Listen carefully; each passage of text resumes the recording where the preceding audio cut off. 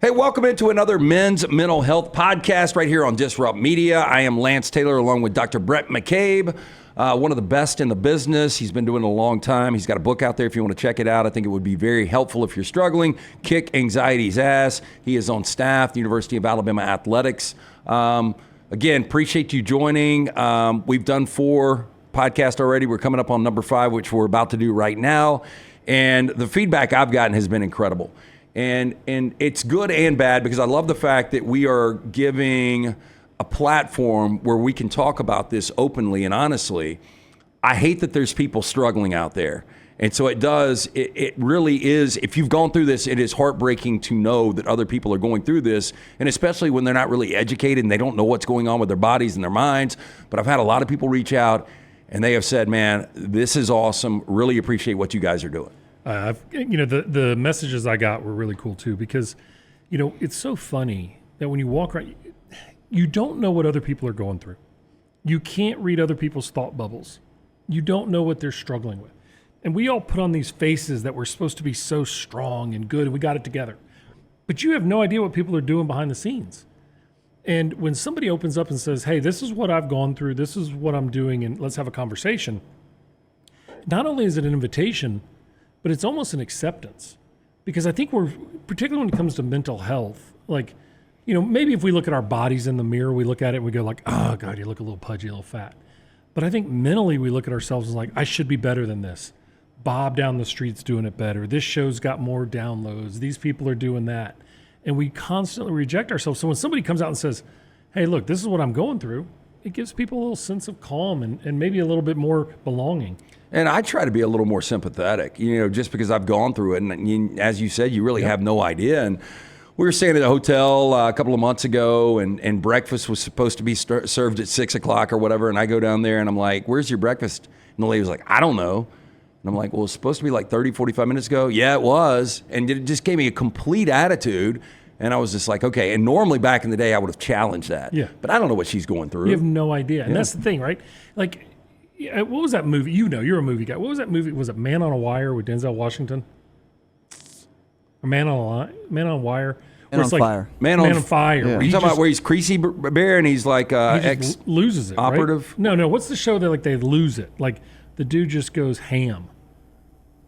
It's gotta be a Man on Fire because he goes ballistic. No, that's a different way. I think you're talking about like mentally. Yeah, he just like gets angry. But I often think about like the other movie, Leaving Las Vegas. Yeah. You see, who's it? Nicolas Cage. Nicolas Cage basically just kills himself. Yeah. Because he doesn't feel worthy enough to do this. And I think it used to be such a. And he almost, and not to get too deep in that movie, but the way he did it, most people are going to do it like instantaneously. They're going to try to, whatever the means is. And by the way, if you're suffering, our number is 811, right? Yes. 988. 988. Yep. 988 is the suicide and crisis line. But it was like he was so depressed and so, as you said, there was no worthiness. He tortured himself for a full month, like drinking yourself to death. And I know people have done that, but that is a hell of a way to go, right? Think about what that is, though. Think about, like, we all shared our stories, and we have a group to sit and talk about it. But if you're sitting there and you see shame, you see struggle or self-rejection as a shame, you have no other alternative other than just to be angry at yourself as a hope to change. And it's not that we want to accept, we don't want to accept things as like being less than good or whatever, but we don't also have to vilify ourselves or see ourselves as the problem, or we're incapable because we're suffering. We suffer. Like, there are people who function every day with physical ailments and they just find a way. I always challenge people. I'm like, if you go to a children's hospital, and God, I could never be a parent that has to go through that. But you look at these young kids that are in these hospitals and they got these dire consequences. And yet they have this. And they're smiling. They're smiling. It's crazy. Yes. And we're sitting there as like, man, I had a bad review at work, or I hate my job and I feel so sorry for myself. That's more self-rejection than it is anything else. That's just like anger at ourselves for where we are. When reality is, it's like, do you feel like you can change circumstance? Can you improve what you're doing by, like understanding, okay, this is where I'm at and this is how I'm going to grow? But, there's been, times even for me, and I think I've talked about this on my 50th birthday, I'm with the people I love. I'm, down at the beach on 30A, like just a great place. And I've got sunglasses on and I'm crying behind it because I don't know why I'm so depressed. Like I couldn't figure it out. And now that I've done a deeper dive and I've talked to professionals like you and I've talked to therapists, and the more I do a little research, then I understand, at least a lot more what is going on. Well, the demands that we have in life, the schedules we leave, the expectations. Look, I'm 51. I'll be 52 next in about a month and a half. If we go back 300 years ago, we were old. I don't feel old now. No. I don't want to stop. I mean, 50 is the new 40. It really is. Oh, I mean, I think it's probably even the new 35. Probably. Yeah. And so, because people don't retire at 70. I mean, how many people do we know that are still working at 70? Like, I love looking up people when you watch online or something. You're like, oh my God, they're 77. Tom Selleck has just turned 80. Yeah, I was looking at something Dan Aykroyd the other day, and I think Dan Aykroyd's 77. Yeah, and you almost look at it, it's like, man, they look pretty good. Yeah. They're functioning, doing great. So yeah, you know why? I was reading up on John Goodman. We do that Four Downs, and him and Dan Aykroyd have a really good relationship. And I was looking, and John Goodman, I didn't realize, suffers from severe depression based on alcoholism. Yeah. And he's given up alcohol, and he still has bouts with it because he said that, it did so much damage to him back in the day. We as people, we find ways to cope, and most of the time that we cope historically is not developmental. It's usually numbing. It's usually alcohol, pills, sugar, food, sedentary lifestyle, all those things. And so, you look at that, and when people are suffering, and people are struggling with what they're going through, like, you're not alone. But it brings up an article that I sent you yesterday. And there was an article that was written in the Atlantic.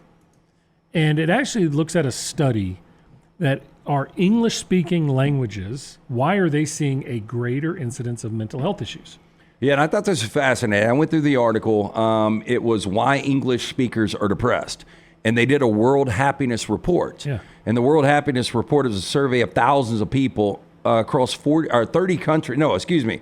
For people under 30 across 140 countries.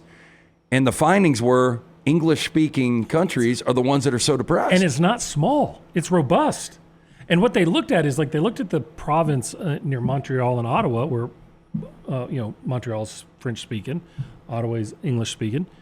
And for some reason, we have brought on this vernacular of, like, if I said, how you doing?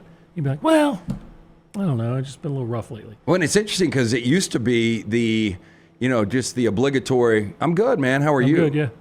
But now, if you ask, and the book, Abigail Schreier's book, Bad Therapy, talks about this. If you get kids together in a room and they're like, well, my therapist says this, my therapist says that.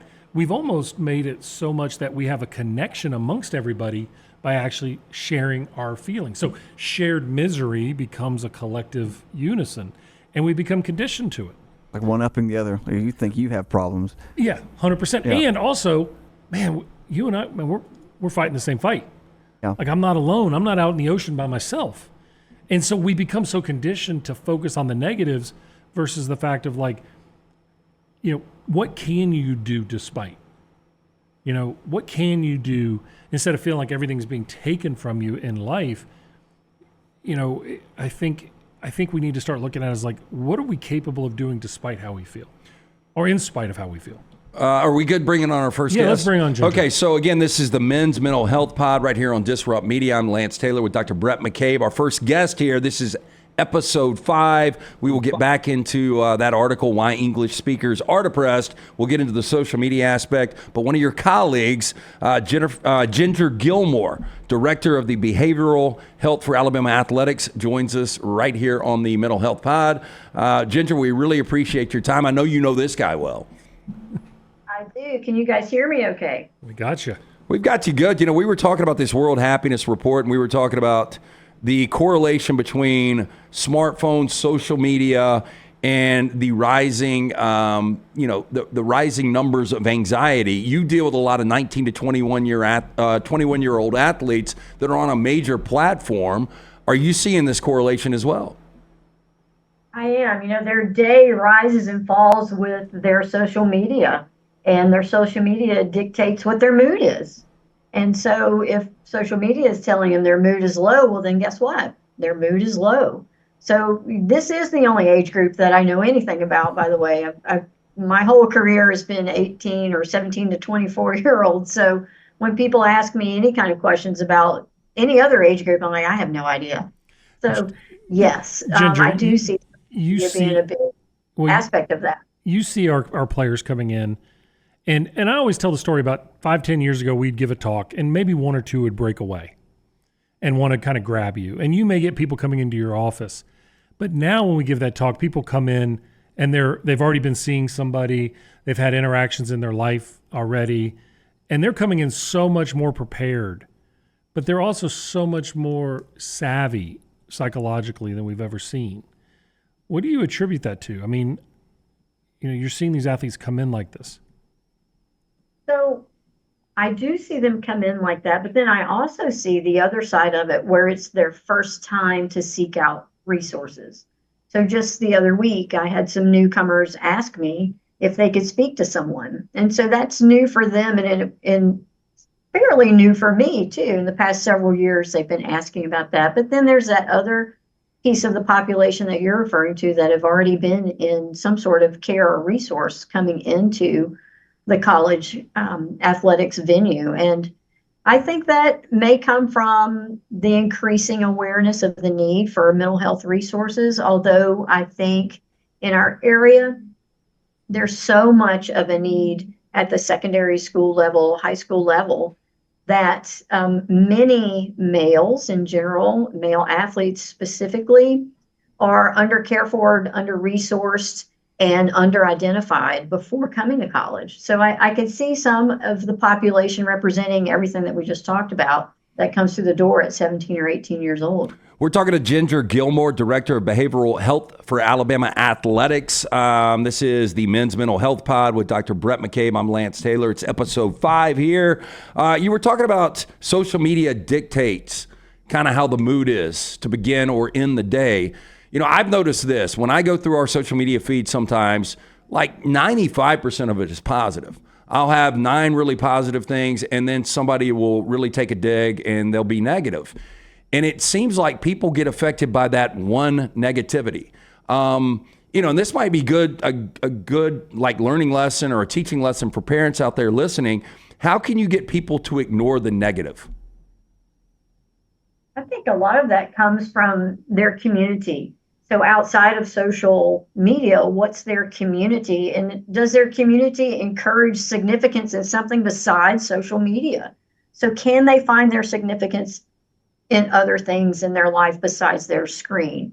And that comes from, again, those that are around them that are not social media influencers, but real influencers like we've had in our ages growing up.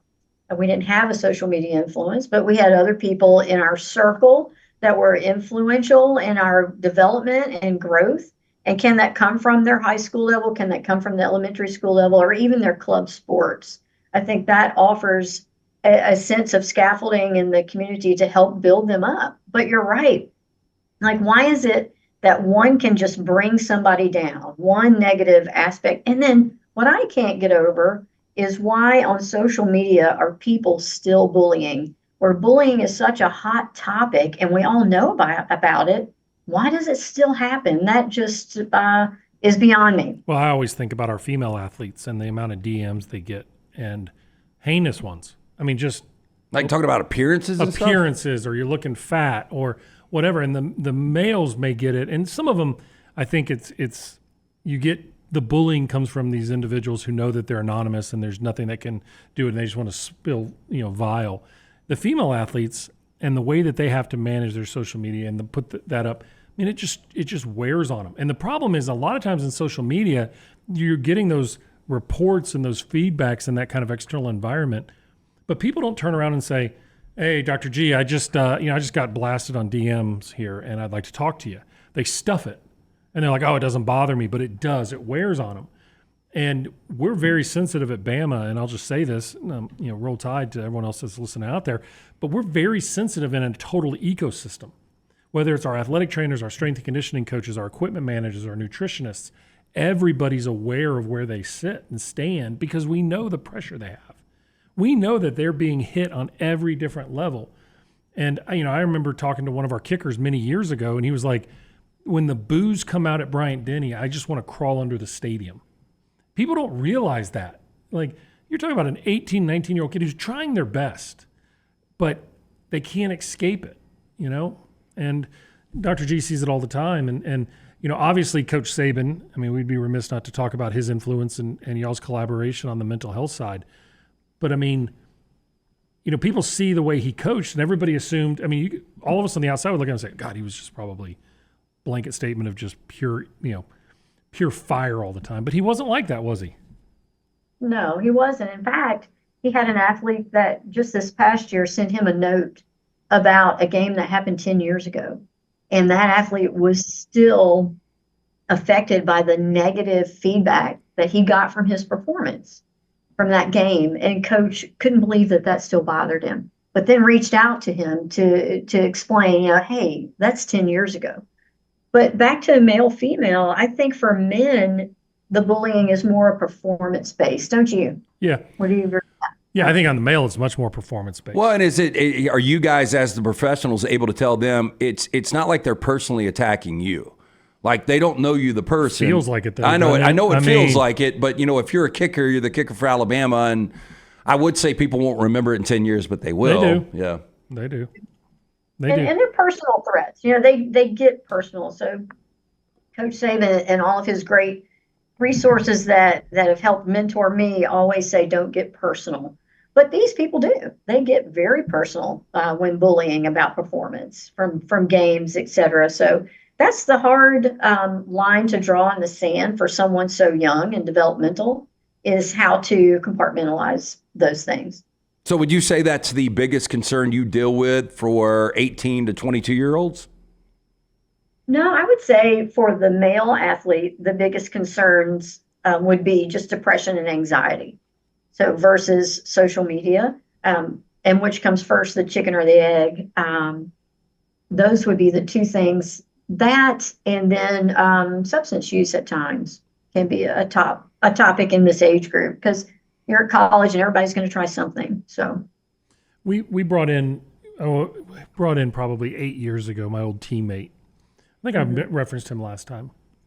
And Dan Zoll was our starting center fielder the year we won our first national title in baseball. And I can remember him coming down to my apartment. He lived upstairs.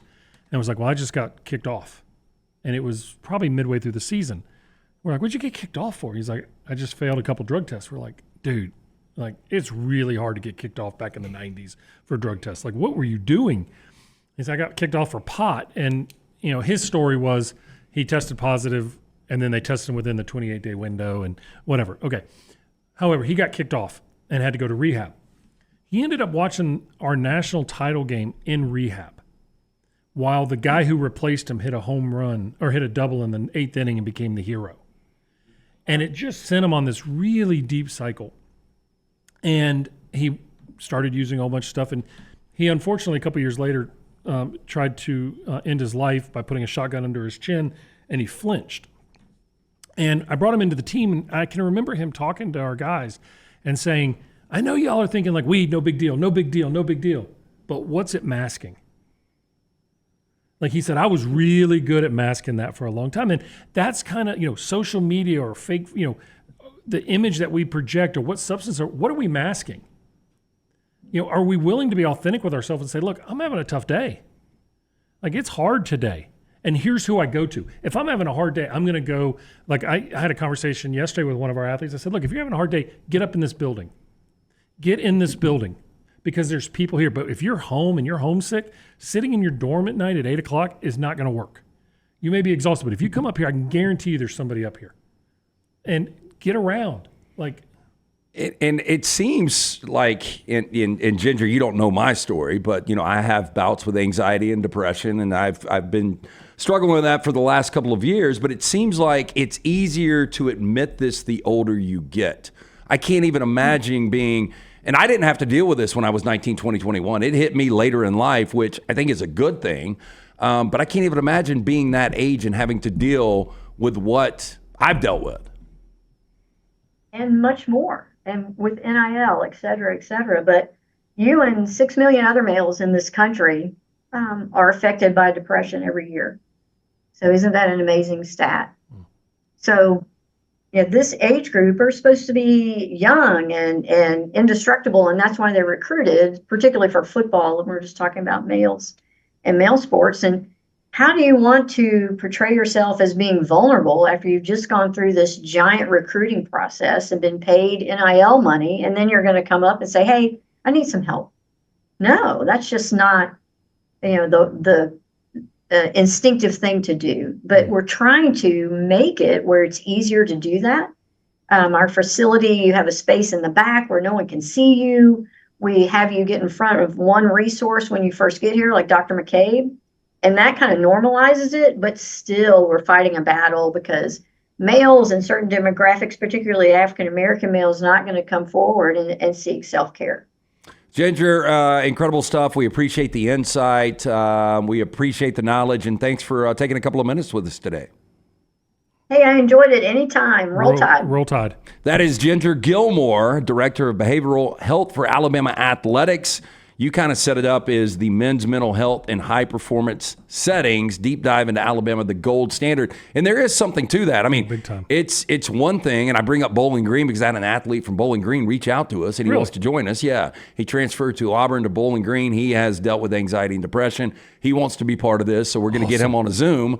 But there is a difference, and maybe this is something we'll talk about. Maybe there's a reason he went from, because a lot of times you see guys go from Bowling Green to Auburn. But maybe because the level is so high, some of these guys are more comfortable. Well, we all are on different paths. So let's talk about high performance for a little bit. We're all on different pathways, right? And we're in a microwave society. Like, I came in, it took me 3 to 4 years to play at LSU. You wouldn't do that today. I'd transferred out. I would have been transferred out, whatever it was. McNeese State or wherever, 100%, right? And then I'd gone over there and felt more comfortable. And sometimes we need to be a bigger fish in a smaller pond. And because we got to have time to find that confidence in ourselves. And sometimes we've got to find our rhythm and find who we are. And, when we look at high performance settings, whether it's, professional ranks or college, you're talking about the time where people are learning to identify who they are and what's their systems and processes, because they've lived at home. Maybe they lived in a college setting or a dorm setting, but then they're eventually having to take care of themselves and knowing, hey, look, when I get done playing ball, the last thing I need to do is go have 4 beers to calm down. Okay, I need to maybe go hang out with some people or go someplace else, and learning how to decompress and then start back up again. If you're at a big institution, sometimes you get lost in the weeds. And I hear a lot from players, and they'll say, "Well, coach is busier on other stuff," and that's not necessarily true. But our coaches at our biggest institutions, they're paid to do what? They're paid to win. To win. Okay, it's a business, and I always tell my athletes, like, look, NIL, you wanted it. You got it now. And Dan Hurley said, the reason why we coach these kids so hard, because we pay them a lot. And so they're pros, but they're not pros emotionally. And so somebody goes to Bowling Green, smaller environment, may have a little bit more confidence, gets their legs underneath them, has success.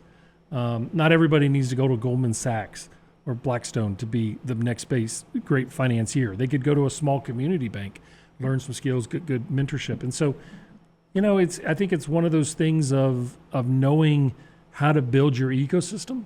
What we talk about at Bama, and Ginger's one of them, is she's always checking on them and checking on us and making sure we're doing okay.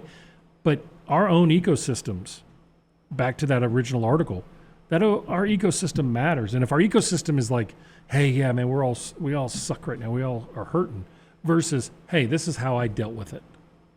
These are the ways I can still function really well despite how I feel.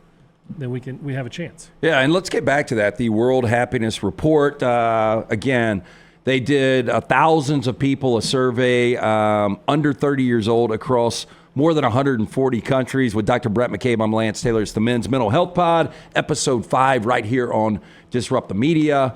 But there was a definitely a correlation between smartphones, social media, and the rise of rates of anxiety. And I would ask you this question. So I think women's brains totally mature by the age of 25. Is that about right? So, and I'm not a neurologist, but so I'm sure somebody will come in. But your frontal lobes really don't develop until you're about 22, 23 years of age, and then kind of mature at 24, 25.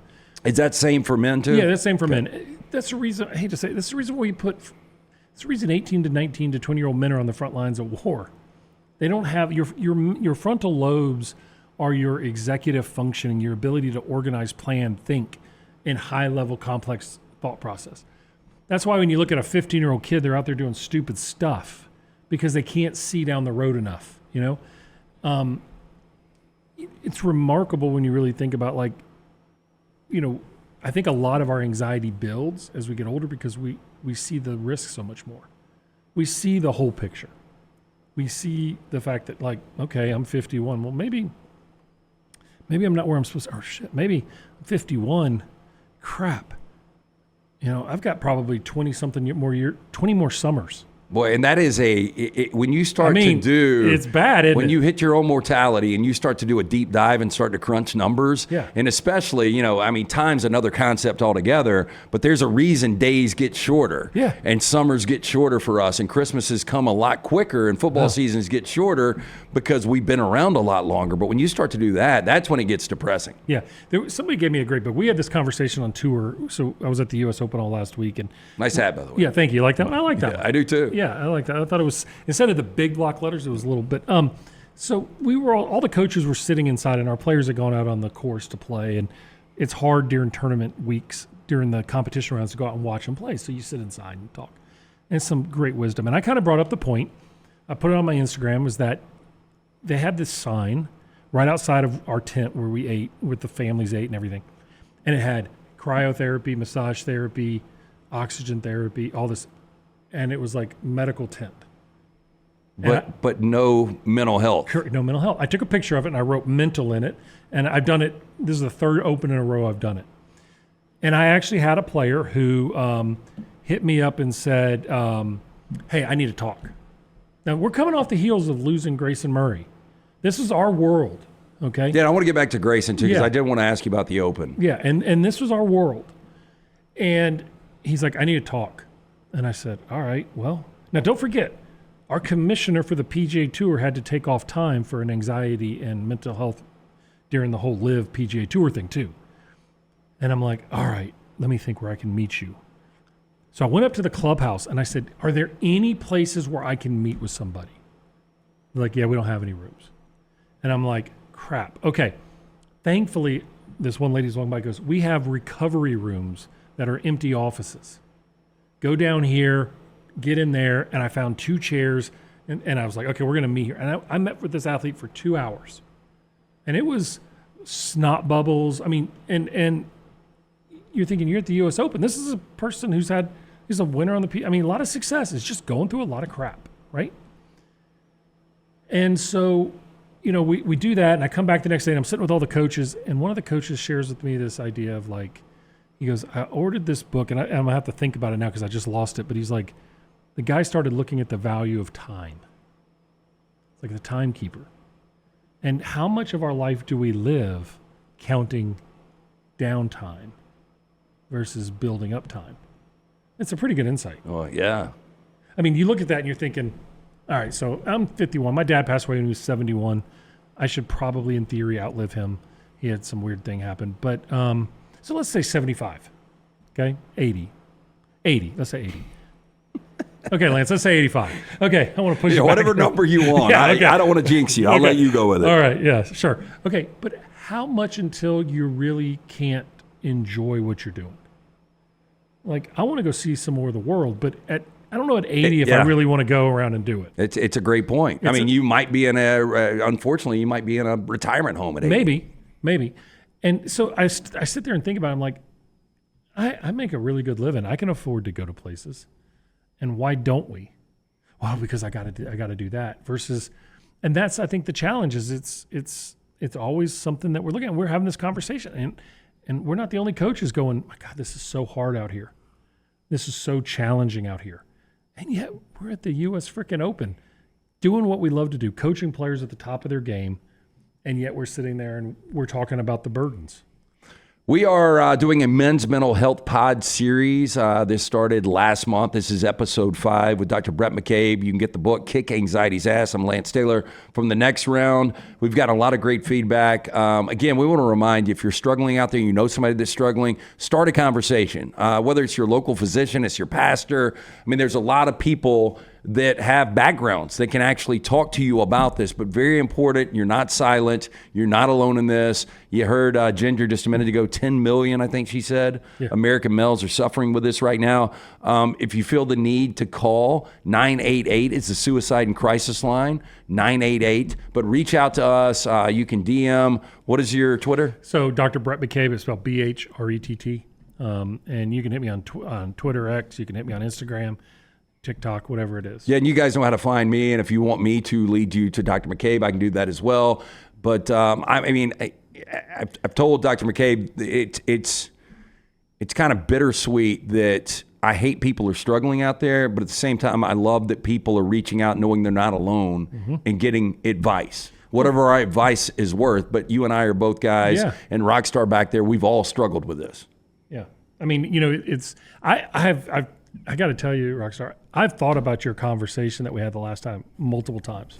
What about it? I don't know. It was just like how you were like, you created these barriers of like, before you ever lived them, you had created these castles of no entry. Right. And like I don't know where the influence was. Nobody, that was never brought upon me by my parents or my siblings. It was all created by me. Yeah, and how does that happen with somebody, because this was before social media. Yeah. Rocky's a decade younger than we are, roughly, but this is before social media, so Rocky grew up in the mid to late 80s to the 90s, and you had anxiety how old were you?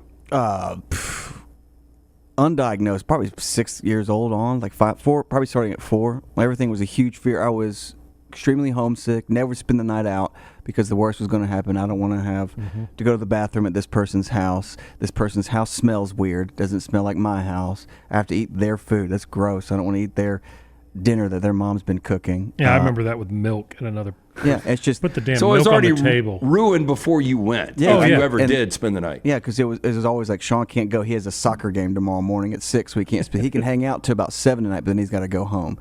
But it was uncertainty, right? It was uncertainty is one of the greatest threats to the human brain there is, because you just can't piece it together. So in your mind, you had built all these stories around uncertainty. Yeah. And the thing was, for me in high school, whenever there was a party, I think I always had to have my car because I can leave when I want to. You could leave when you wanted to. I'm not riding. You want to ride with me? Absolutely not, because then it's in the air when I'm coming home. But what got me though, what helped, but yet you'll go up on stage, and sing with no problem. Right. It's Why? crazy. Is that a character?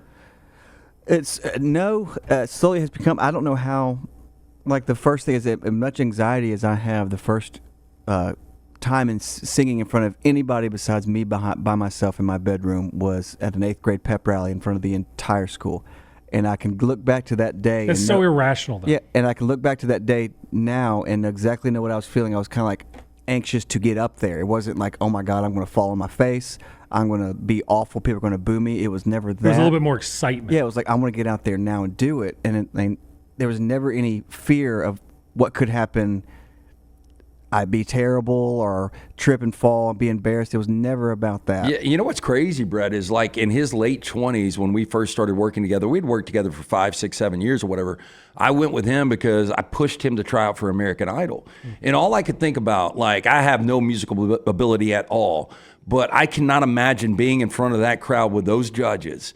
I would forget the words. I would completely freeze up. But this guy was all about doing it, and I knew he could go out there and do it. But at the same time, I knew he was struggling with, like, going out to dinner.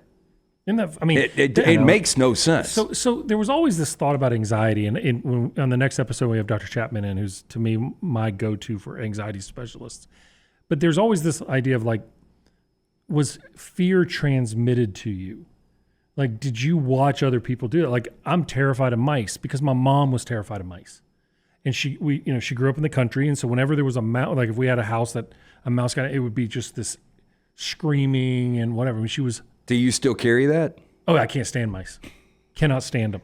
You're going to meet very few people who love mice. Yeah. I know, no, but but there is a difference. Some people are like people with snakes. Yeah, it's a snake. if a mouse ran across here, I'd be like, I'm not going to go grab it, but it's not going to bother me. Yeah, I'm going to be. It's going to catch my attention. Yeah, and I'm going to be. That's the way my older brother was with crickets. Yeah, see, it's weird. So somewhere something locks in, and then we build fear. The whole thing about anxiety and fear is we want to avoid it.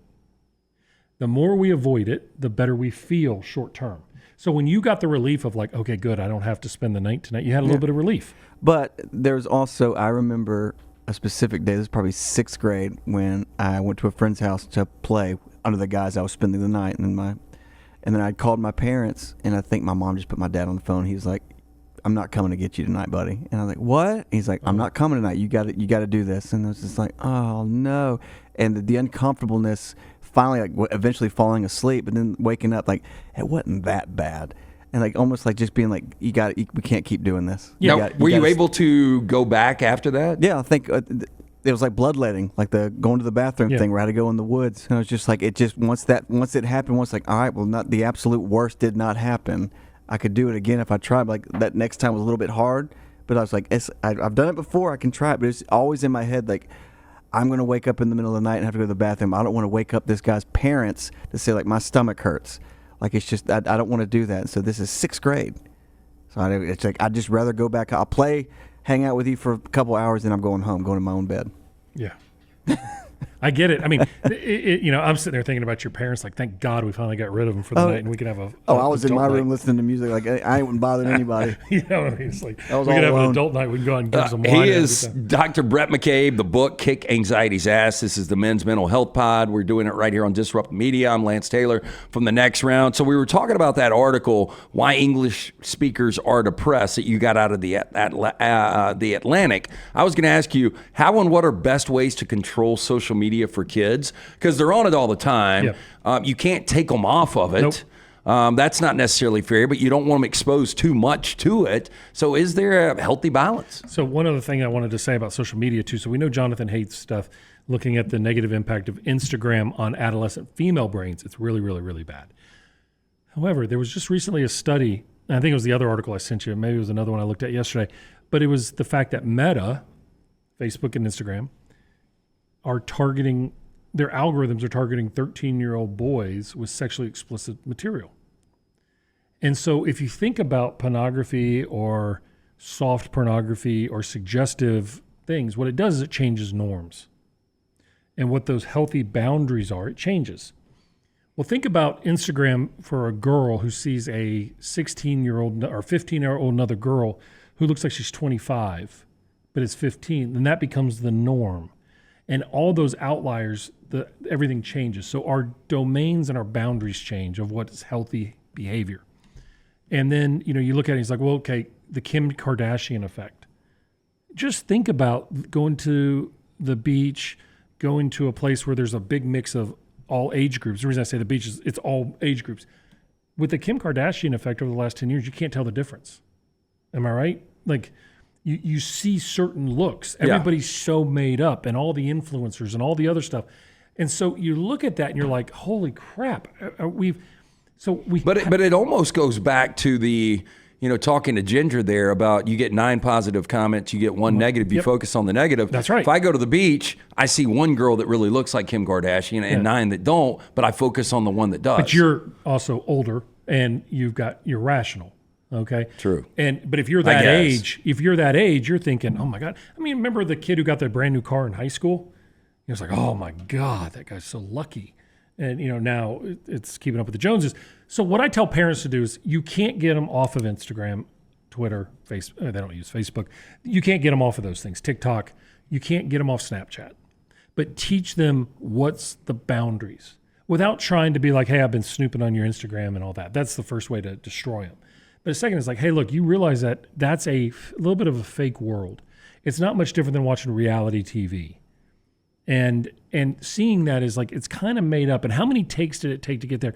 I want us to be able to have a healthy dialogue. Sarah Blakely, who started Spanx, shared a brilliant story about when she was young.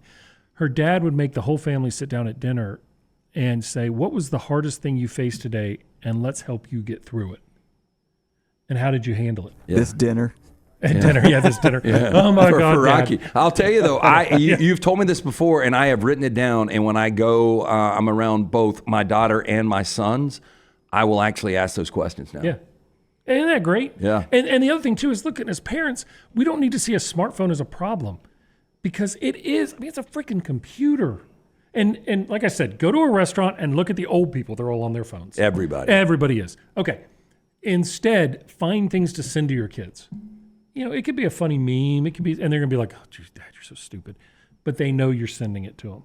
And show them healthy boundaries of like, hey, look, Is it bad I send destruction videos to my teenagers?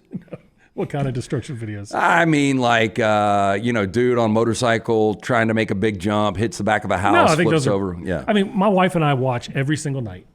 When we go to bed, it doesn't matter where we are. We watch murder mysteries going to bed. Yeah. And I remember reading something that was like, psychologists say I'm like, BS. You know why? I think it's just. Is there anything to that, watching No, something hell negative no. before you go to bed? No. I have bad dreams all the time. I told you I was going to see The Omen when I was 3, though. Yeah. So, Yeah, no. that's more from that. No, I mean, listen.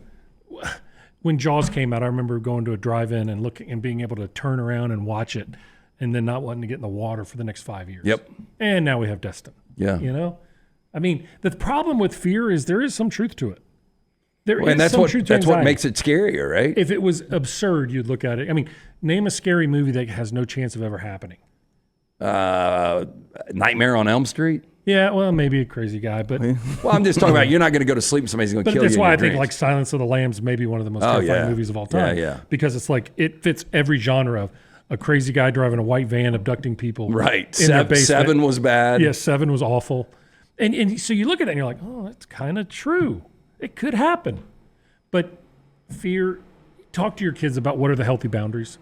Talk to them about we have to have reality outside of a phone. We have to have reality in knowing how to communicate. You saw the Fox News piece about kids taking their parents to their interviews. Oh, yeah. I mean, not knowing how to maintain eye contact, not dressing appropriately, inappropriate compensation. We got to right size our society. We also, as parents, got to tell them, you are going to suck at times and you are going to struggle. Well, that's a problem too. Is everybody, we're not all equal. No, we don't all have. We're not all running the same race. And positive, negative, whatever it is. Like, there's great things about technology, but I thought, being a sales guy as well and talking for a living, I thought growing up on the phone really helped. How I have conversations and being able to communicate. And there's so many people that are actually good with like texting, and then you get in front of them, they can't talk. Not at all. So let me ask you, before we wrap episode 5 here, the Men's Mental Health Pod with Dr. Bhrett McCabe, I'm Lance Taylor, Rockstar's back there.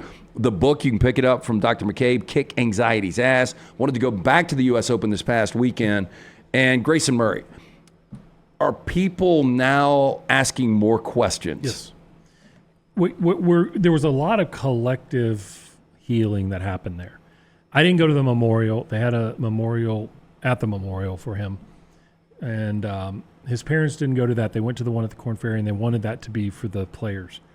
And then at the U.S. Open, there was just a lot of. I talked to his coach. I talked to talked to 2 of his coaches. Talked to his agent. And there was just a lot of us sitting there going, "Man, I saw him. I played with him in a practice round. And what I got was a lot of people saying, I can't imagine how much he was hurting in that moment." And we didn't know. We saw the signs. We saw the problems. We saw the downstream happening, but I just didn't step up. And there was a lot of regret there. And I think it's getting the conversation going. I hope that we continue this dialogue. Like I said last time, white males are the most at risk for suicide.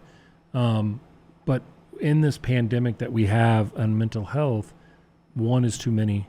We can't lose anyone else. Well, and so we got to have these conversations. When I was going through my situation, I didn't.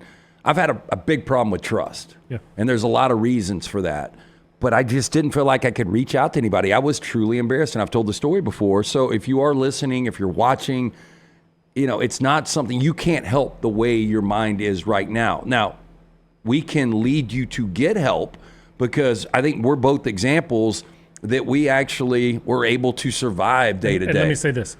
Therapy is hard shit. Yeah, it is. Okay. It is. Until it's not. And look, I know Yeah. it's an ongoing battle, but I'll give you a quick, insight. The last time I talked to my therapist, we talked for like 30 minutes and we had nothing else to talk about. Yeah. We're talking about movies and stuff, and it was so, it was a light that flicked on for me that I've made progress. Yes. Because it used to be an hour just unloading, unpacking, and when we got to that point where I was like, damn, dude, I don't have anything really else to say.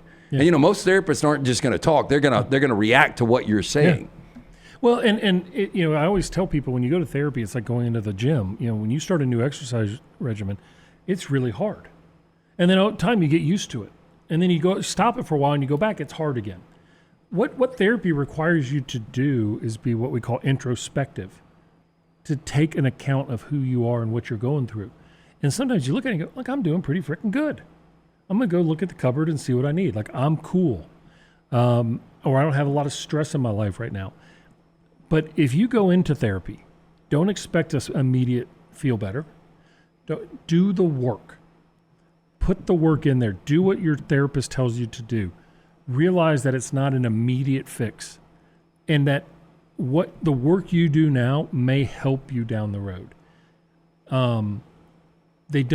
Great therapeutic environments, they don't want to use your past struggles and brand you with them. So if you're shameful about things that happen, you're not going to shock a therapist. They've heard it all. Oh my God, have I heard it all? Yeah. And you're trained not to respond. And really, You never go, ooh. man, that's a good one. Oh God. Yeah. And the reason You for that did is you that. got to desensitize to that, but also you got to realize that when you think that's the worst thing you've ever heard, I can guarantee you I can trump it. And I don't think less of the person. Not at all. Therapists have an amazing skill, just for people to know, psychologists, therapists, you have an amazing skill when you leave that room, you don't remember what you really talked about. And it's kind of a protective mechanism because you can't walk around thinking, oh my God, I got all this in my head. Well, and the last thing your wife wants you to do is go share. No. I know you guys, have the privilege, but I know I've talked to people that are like, man, but wonder if my therapist says something. I'm like, dude, the last thing somebody in their circle wants to hear is your problems. No. So what a lot of my friends do who do a lot of really heavy lifting in therapy is if they have somebody who's like got a lot of trauma, like sexual abuse or, or PTSD from, war, they'll usually take the next 2 hours off and they'll go for a walk. They'll cleanse. Wow. Because it is heavy, heavy stuff. I told my wife, she runs my business or runs our business. And so she'll schedule my appointments. And I'm like, the problem is, and there's days sometimes I'm at Bama that I'll see 20 kids in a day and I'll see 30-minute sessions, just boom.